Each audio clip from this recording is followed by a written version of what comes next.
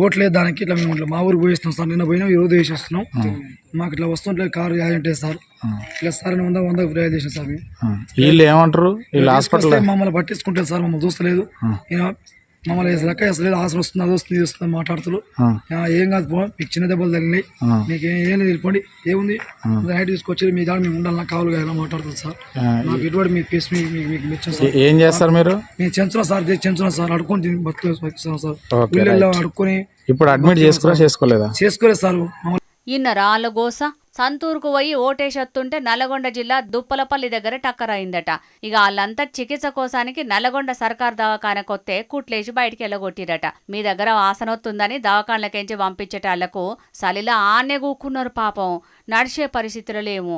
దవాఖానల షరీక చేసుకోనరని ఇంటోళ్ళు ఎంత మొత్తుకున్నా పట్టించుకోలేదట. ఈ చెంచు కుటుంబం మాడుగులపల్లి చెర్లగూడలు ఉంటారట. దవాఖానలు కనికరం చూపియకపోయేటాళ్లకు ఇక ఇలా బాధ చూసి ఎవరో వీడియో తీసి సోషల్ మీడియాలో పెడితే అక్కడి వైద్య సిబ్బందిని పొట్టు అందుకున్నారు. కనీసం మానవత్వం అనేదే లేకుండా గిట్ల చేస్తారా? ఈ రాత్రి సలిలా పానంల అవస్థతోటి వాళ్ళు ఎక్కడిగోతారో ఏం కాత. అయినా వాళ్ళేమన్నా గొంతెమ్మ కోరికలు కోరిర్రా? తాకిన దెబ్బలు నయం చేయమని అడిగిర్రు.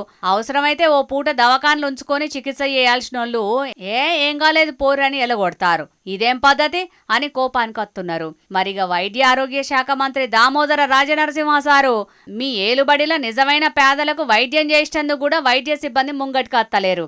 ఆపతి కాలంలో పైసలున్నోళ్ళు ప్రైవేట్ దవాఖానకు పోతారు కావచ్చు గాని పైసలు లేని పేదలే కదా సర్కార్ దవాఖానలకు వచ్చేది.